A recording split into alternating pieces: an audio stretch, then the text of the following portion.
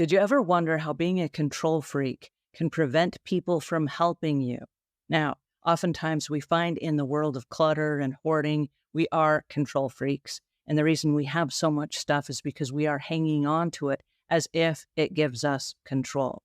Now, another step to that, oftentimes we find people who will hoard things like food, for example. They might be snacks that are off the diet and they hide them inside the washing machine or the dishwasher or a cupboard down where nobody's looking, or maybe inside a bedroom drawer with clothes sandwiched on top of it so that no one will see, right? We try to hang on to things because we're fighting for that control. Or there are people in our homes who are doing the same thing, and then we judge them harshly.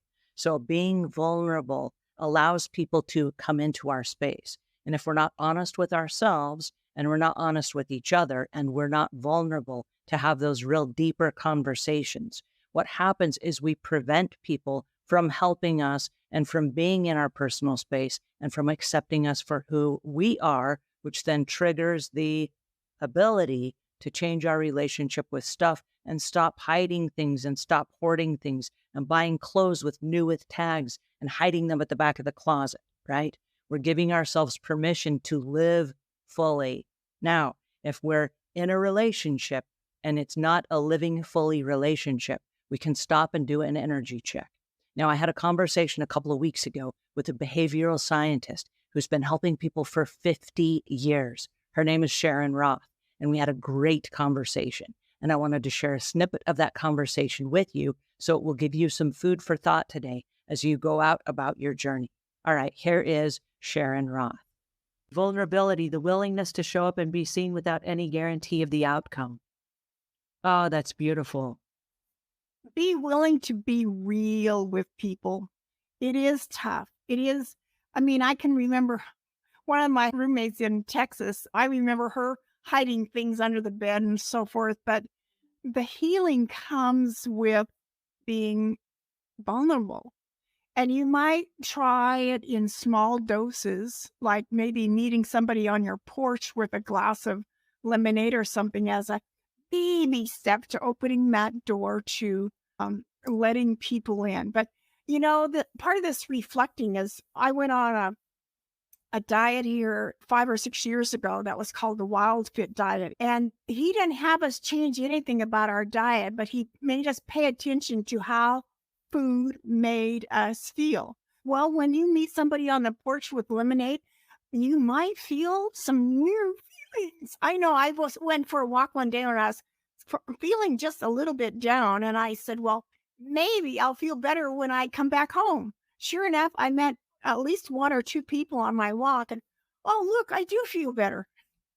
I want to highlight that and I want to honor that because that is a really important step that Sharon just shared with us. And that's doing what we call an energy check. And I like to stop at any given moment throughout the day. And I like to stop and do an energy check and do exactly that. How am I feeling right now about this? And I know sometimes I get flustered because as a CEO, I have employees and sometimes they pull shenanigans. I know you don't think that they would, but they do sometimes. And I sit there and I'm like, why is this happening?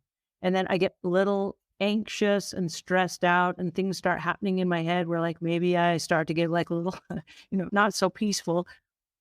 What is it that just triggered? What just happened? Why am I feeling this way? Why do I feel uncomfortable in this situation? Is it because somebody did something that maybe they did the wrong way? Because I say the wrong way, like they didn't do it my way. But if we get to the same outcome, was it really the wrong way? And so am I flustered because they didn't do it my way? Or am I flustered because I'm not willing to give them the latitude to do it their way?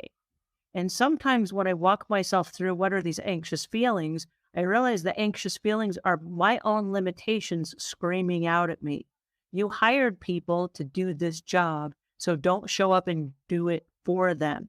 Okay? Let them make the mistakes or let them come through the creativity and show you what they can do, right? You hired them, honor that by letting them do the job they're supposed to do. And so by sometimes doing an energy check, I realize, wait a second, what I thought a second ago was, I got to change this whole thing. This is not working. What I realize is, wait a second, I need to change myself because this is not working. And when I change myself and I go, oh, wait a second, This is one less thing you have to do. You hired them to do it, and now they're doing it. Get out of their way and let them do it. And then I'm like, oh, wait a second. I'm okay now, right? I just talked myself off a ledge of being like, ah.